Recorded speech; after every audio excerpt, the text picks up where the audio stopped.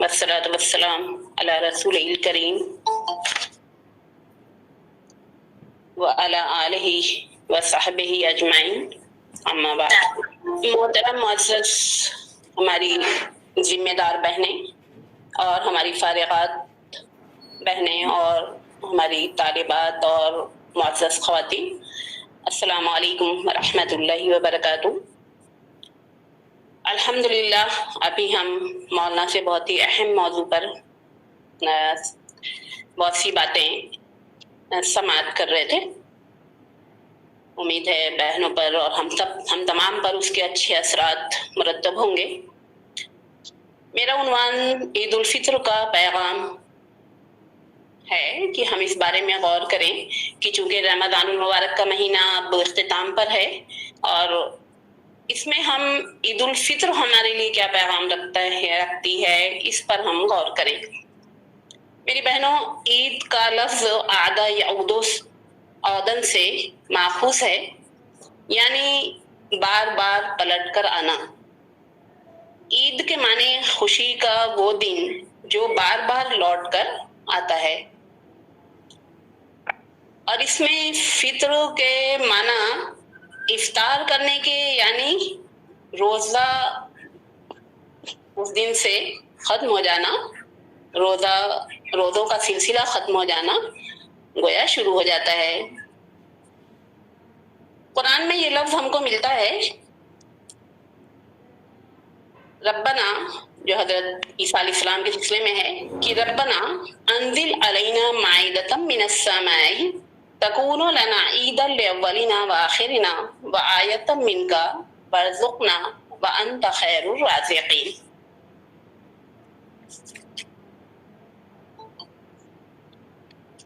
यानी हज़रत ईसा अलैहिस्सलाम ने अपने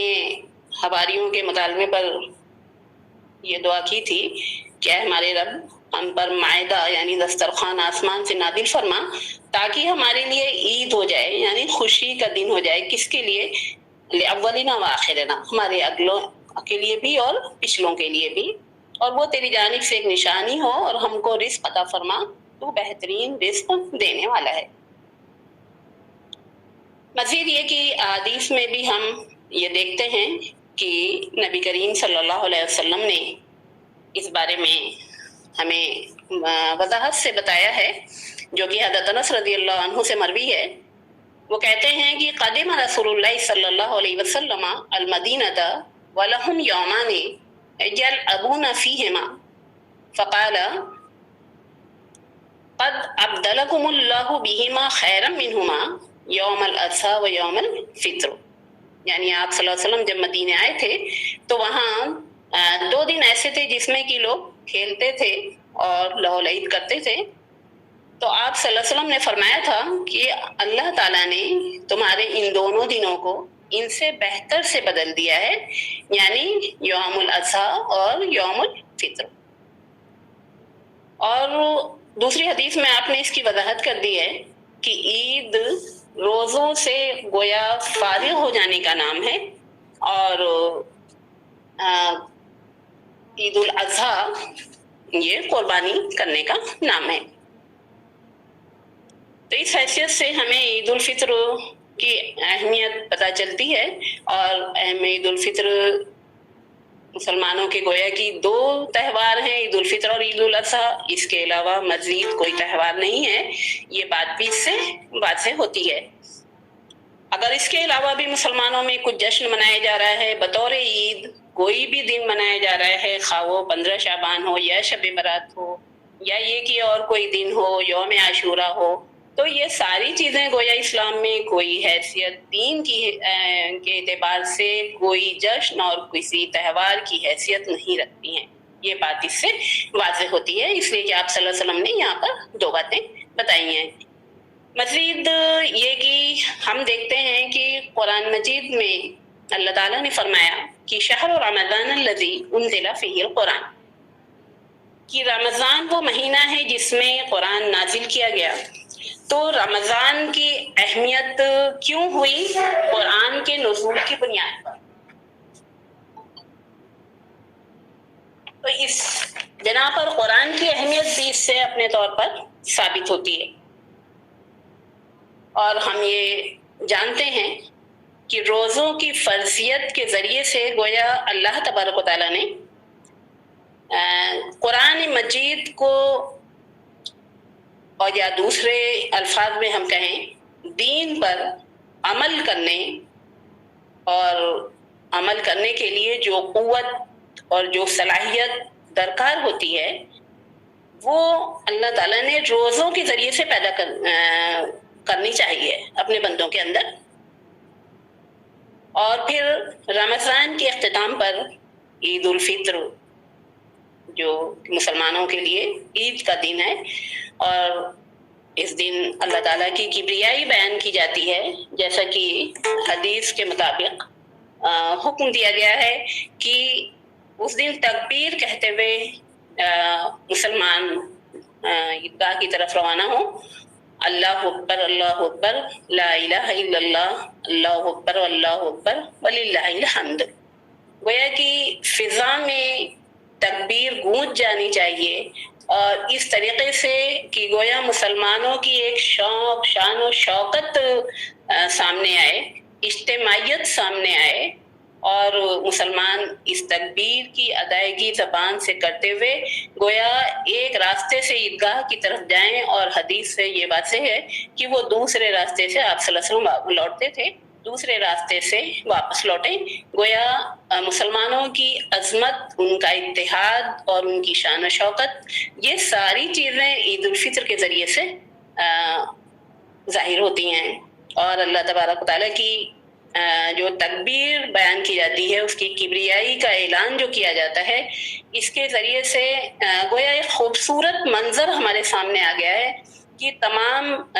جو لوگوں نے روزے رکھے ہیں اور اس کے بعد وہ اپنے رب کی طرف لوٹ رہے ہیں، اپنے رب سے دعا و مناجات کرنے کے لیے، اور ان روزوں کے ادائیگی کے بعد اب وہ اللہ تعالیٰ کے شان میں اس کی عظمت و کبریائی بیان کرتے ہوئے ایک خالی میدان کی طرف جا رہے ہیں اپنے رب کے سامنے سجدہ ریز ہونے کے لیے۔ اور اس وقت امیر و غریب تمام تر لوگ ایک ہی صف میں کھڑے ہو کر کے بغیر کسی نسلی، قبائلی، خاندانی تفاوت کے ایک ہی ماں باپ کی اولاد کے طور پر، ایک ہی خدا کے پرستار کی حیثیت، ایک رسول کی امت کی حیثیت سے، اور ایک قرآن کے فرمانبردار بن کر کے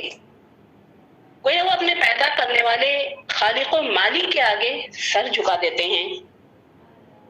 کہ انہوں نے ایک مہینے تک اپنے رب کی اطاعت میں اپنے آپ کو لگایا، اور اب وہ اس سے صلہ چاہتے ہیں۔ اور اس کے بارے میں وہ حدیث ہمارے سامنے ہے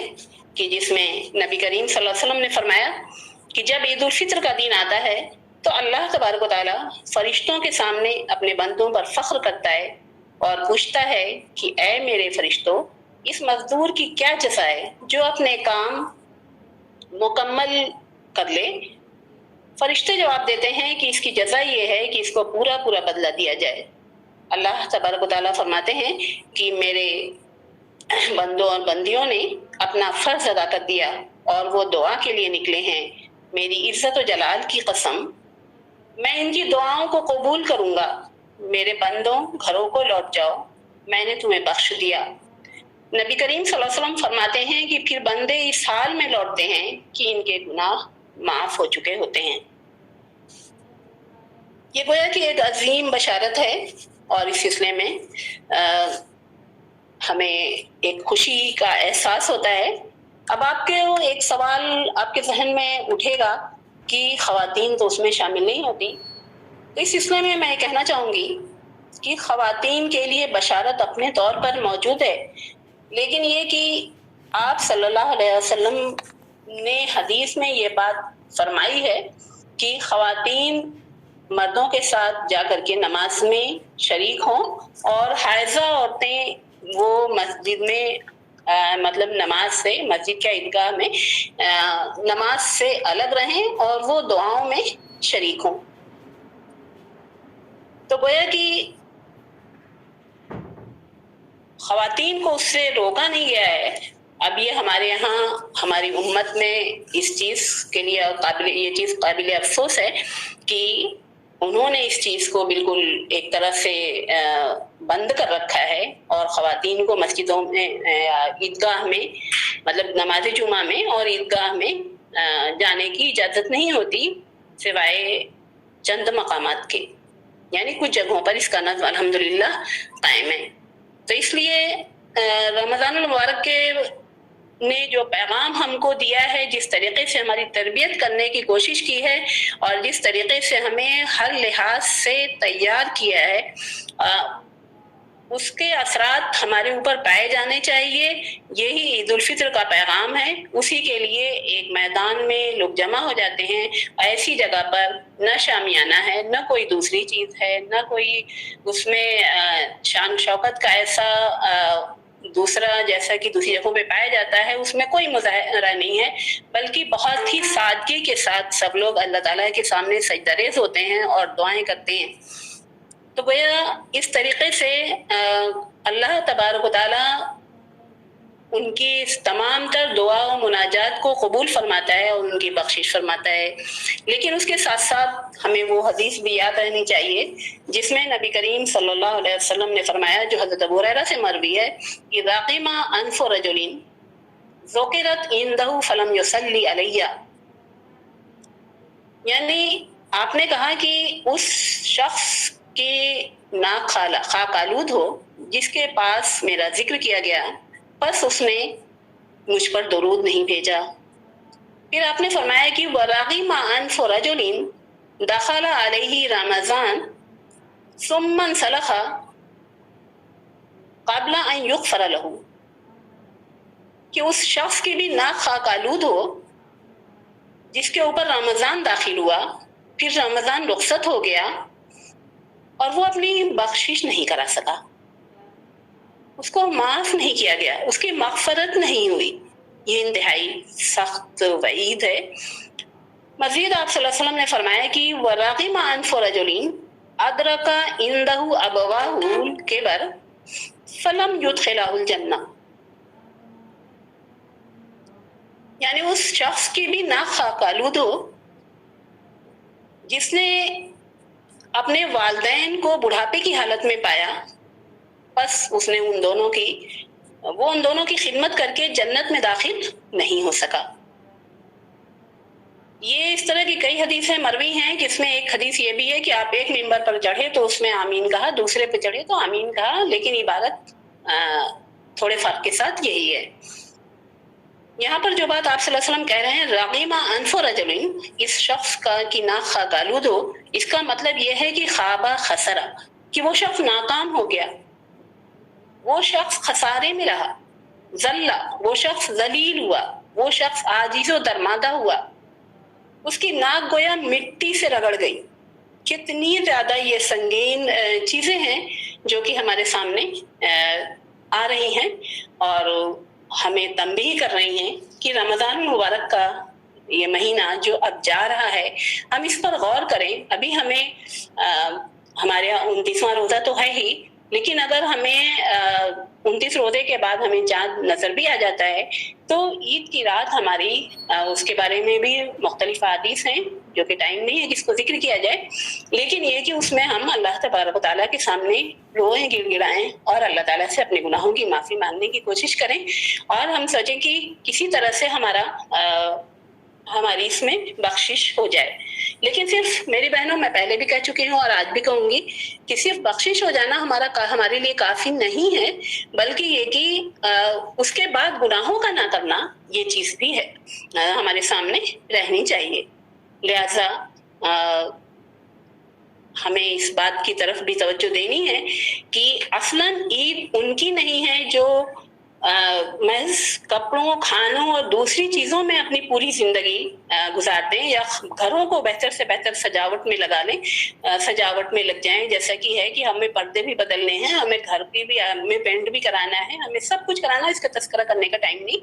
لیکن وہ اس بات کی فکر نہ کرے کہ اللہ تعالیٰ کیا ہم بخشش اپنی کروا سکے کہ نہیں کروا سکے، اپنے کو ہم پاکیزہ کر سکے کہ نہیں کر سکے، جس مقصد کے تحت رمضان کے روزے فرض کیے گئے تھے وہ مقصد ہم سے حاصل ہوا کہ نہیں ہوا۔ اور ساری توجہ وہ عید کے پکوان اور عید کے سامان میں لگا دے. لازماً عید خوشی کا موقع ہے اور لازماً ہم کو خوشی منانی ہے، لیکن یہ کہ ہمیں یہ دھیان رہنا چاہیے کہ حقیقتاً عید ان کی ہے جو اللہ تعالیٰ کی وعید سے ڈرے، اپنے کو سدھار لے. عید انہی لوگوں کی ہے جنہوں نے گناہوں سے توبہ کی اور سچی توبہ کی کہ دوبارہ وہ گناہوں سے کی طرف راغب نہ ہو، اور پھر یہ کہ وہ اپنی توبہ پر قائم رہیں. عید ان کی ہے جنہوں نے نیک بننے اور نیک اور خوشبخت لوگوں میں شامل ہونے کے لیے کوششیں کی. عید ان لوگوں کی ہے جنہوں نے تقوی اور پرہیزگاری کی زندگی آئندہ کے لیے بھی اختیار کر لی، صرف رمضان کے لیے نہیں. ہمارا جو مشاہدہ ہے وہ ہم یہ دیکھتے ہیں کہ عید کی کا چاند نظر آنے کے بعد سے ہی گھروں کے ماحول بدل جا رہے ہیں اور ہر طرح کی وہ چیزیں، وہ غلط افعال و اعمال انجام پا رہے ہیں جس کی شریعت اجازت نہیں دیتی. اور باقی عبادت مسجدیں ویران ہونا، عبادتوں سے غافل ہو جانا، مطلب متعدد چیزیں ہیں جس کو بیان کرنے کی ضرورت نہیں، بلکہ ہماری بہنیں خود اس کا مشاہدہ کرتی ہیں. تو ہمیں یہ دھیان رکھنا ہے کہ ہمیں تقوی اور پرہیزگاری کی زندگی آئندہ بھی اختیار کرنی ہے. عید انہی لوگوں کی اصلاً ہے جنہوں نے گناہوں سے ہمیشہ کے لیے توبہ کی. عید انہی لوگوں کی ہے جنہوں نے پل صراط سے گزرنے کو اپنے لیے آسان بنا لیا، جو کہ انتہائی سنگین، جس کا نقشہ حدیث میں کھینچا گیا ہے. عید ان کی ہے جنہوں نے باب الریان کا داخلہ اور جنت الفردوس حاصل کرنے کے لیے اپنے آپ کو تیار کر لیا. اللہ تعالیٰ ہم اس کی توفیق عطا فرمائے. تو میری بہنوں، عید الفطر کا پیغام ہے خیر سگالی اور محبت کا، کہ ہم آئندہ بھی جو رمضان میں ہم کو کہا گیا تھا تو ہم آئندہ بھی اس کا پاس و لحاظ رکھیں. عید الفطر کا پیغام ہے اعلیٰ اخلاق و کردار اختیار کرنے کا، کہ رمضان میں ہم نے اگر جھوٹ، غیبت، چغلی، لڑائی جھگڑے اور کینہ اور بغض اور دوسری تمام تر برائیوں سے اپنے سینوں کو پاک صاف کیا ہے، تو ہم آئندہ بھی اعلیٰ اخلاق و کردار کو اختیار کریں. عید الفطر کا پیغام ہے امن و امان قائم کرنے کا، اور یہ امن و امان ضروری نہیں کہ معاشرے اور ملک میں ہو، بلکہ امن و امان ہمارے گھروں میں پہلے ہو، ہمارے محلے میں پہلے ہو، ہمارے خاندان میں پہلے ہو، اور اس کے آگے بڑھ کر کے ہم جہاں تک کر سکتے ہیں وہاں ضرورت ہے کہ امن و امان قائم کیا جائے. عید الفطر کا پیغام ہے عدل و انصاف کے قیام کا. عدل و انصاف ہم اپنے گھروں میں قائم کریں اور ہر ایک کو اس کا حق ادا کریں. حقوق کی ادائیگی کرنا ہمارے لیے لازم ہے. عید الفطر کا پیغام ہے سچی محبت کرنے کا، یعنی ایک ہی کس سے سچی محبت؟ اللہ تبارک و تعالیٰ سے. عید الفطر کا پیغام ہے صبر و برداشت کا. رمضان میں ہم نے پیاسے بھوکے رہ کر کے جو جائز چیزوں سے رک کر کے باز آ کر کے صبر و برداشت کی روش اختیار کی ہے، تو یہ صبر و برداشت ہم ہمیشہ آئندہ بھی دوسروں کے معاملے میں اس کو اختیار کیے رہیں، اور حتی الامکان اپنے آپ کو ناراضگی اور غصے سے لبریز نہ ہونے دیں. جیسا کہ یہ مشاہدے میں آتا ہے کہ بہت معمولی باتوں پر کبھی کبھی بہت شدید اختلاف ہو جایا کرتے ہیں. تو عید الفطر کا پیغام ہے صبر و برداشت کی جو عادت ڈالی گئی ہے وہ ہمارے اندر پروان چڑھے. عفو درگزر کی روش ہم اختیار کریں، یعنی یہ کہ بہت سی چیزیں دوسروں سے شاخ گزرتی ہیں، تو ایسی صورت میں ہمیں عفو درگزر کا سہارا لینا ہے. عید الفطر کا پیغام ہے کہ ہم منہیات سے بچنے کی کوشش کریں، یعنی جو ادنا درجے کی بھی برائیاں ہیں جن سے اللہ تعالیٰ نے منع فرمایا ہے، ہم اس سے اپنے آپ کو روکنے کی کوشش کریں. عید الفطر کا پیغام ہے کہ کما حق جملہ فرائض اور اللہ تعالیٰ کے احکام کی پابندی اختیار کی جائے. اس پر ہماری مکمل توجہ ہونی چاہیے، اور ہم اپنے گھروں کا، اپنے بچوں کا، اپنے رشتہ داروں کا، سب کا یہ جائزہ لیتے رہیں، اور نہایت حکمت اور ہمدردی اور محبت کے ساتھ ان کو اس بات کی طرف توجہ دلائیں کہ رمضان میں ہم نے ان چیزوں کو چھوڑے رکھا تھا، تو آج بھی ہم کو ان برائیوں کو چھوڑنا ہے اور احکام اللہ کی پابندی کرنی ہے. وہ احکام اللہ صرف رمضان کے لیے نہیں تھے. تو میرے بہنوں، عید الفطر کا پیغام یہ ساری چیزیں ہیں، جو چیزیں ہم کو رمضان میں جس کی پریکٹس کرائی گئی، جس کی ہمیں ٹریننگ دی گئی، ان ساروں پر عمل آوری کا گویا عید الفطر کا پیغام ہے. کلی زندگی میں ہم اللہ تبارک و تعالیٰ کی اطاعت و فرمانبرداری کو اختیار کر لیں. میرا ٹائم ختم ہو چکا ہے. میں یہ کہنا چاہوں گی کہ ان سارے پیغامات کو جو عید الفطر ہم کو دے رہی ہے، ان کو روب عمل لانے کے لیے ہمارے لیے لازم ہے کہ ہم اپنے نفس کو قابو میں رکھیں اور اپنے نفس کا تزکیہ کریں. تزکیہ کا مطلب اپنے خیالات کو پاکیزہ بنائیں، اپنے جذبات اور اپنے احساسات کو پاکیزہ بنائیں، اپنے الفاظ کو، اپنے بول چال کو پاکیزہ بنائیں، اپنی زندگی کو، اپنے اعمال کو پاکیزہ بنائیں. تو تبھی ہمارے لیے یہ سارے پیغام پر عمل آوری ممکن ہو سکتی ہے. کہا گیا ہے کہ لا خیر بخیر بعدہ النار ولا شر بشر بعدہ الجنہ. وہ خیر نہیں ہے جس کے بعد جہنم ہو، اور وہ شر نہیں ہے جس کے بعد جنت مل جائے. تو گویا کہ اس سلسلے میں بہت کچھ اپنے اوپر برداشت کرنا پڑے گا، اپنے نفس کو قابو میں کرنا پڑے گا. لیکن یہ کہ ولا شر بشر بعدہ الجنہ، کہ وہ شر نہیں ہے، وہ تکلیف نہیں ہے، وہ پریشانی نہیں ہے، وہ مصیبت نہیں ہے جس کے بعد ہمیں جنت مل سکتی ہے انشاءاللہ العزیز. حدیث الکیس من دان نفسہ وعمل لما بعد الموت والعاجز من تتبع نفسہ ہواها وتمنى علی اللہ الامانی. یہ بھی ہمیں پیش نظر رکھنے چاہیے کہ سمجھدار انسان وہ ہے جو آخرت کے لیے عمل کرے، جو اپنے نفس کو اس بات پر آمادہ رکھے کہ وہ آخرت میں کامیاب و کامران ہو جائے گا انشاءاللہ العزیز. اور وہ شخص سمجھدار نہیں ہے بلکہ عاجز و درمادہ ہے، جو کہ بس اپنی خواہشات کے پیچھے چلتا رہے اور جو مرضی ہو اس کو اختیار کرے، اللہ کی رضا اس کی خوشنودی کو نہ دیکھے. میں انہی باتوں پر اپنی بات ختم کرتی ہوں، اس دعا کے ساتھ کہ اللہ تبارک و تعالی ہمیں نیکی اور راستے پر چلنے کی توفیق عطا فرمائے، ہمارا خاتمہ ایمان پر کرے، ہمیں آخرت میں کامیابی عطا فرمائے. ہم تمام کو، مجھے اور آپ تمام کو، اور تمام تر امت مسلمہ کے افراد کو نیک روی اور راست روی پر گامزن کر دے اور جنت الفردوس میں اعلیٰ مقام عطا فرمائے. وآخر دعوانا الحمدللہ رب العالمین والصلاۃ والسلام علیکم ورحمۃ اللہ وبرکاتہ.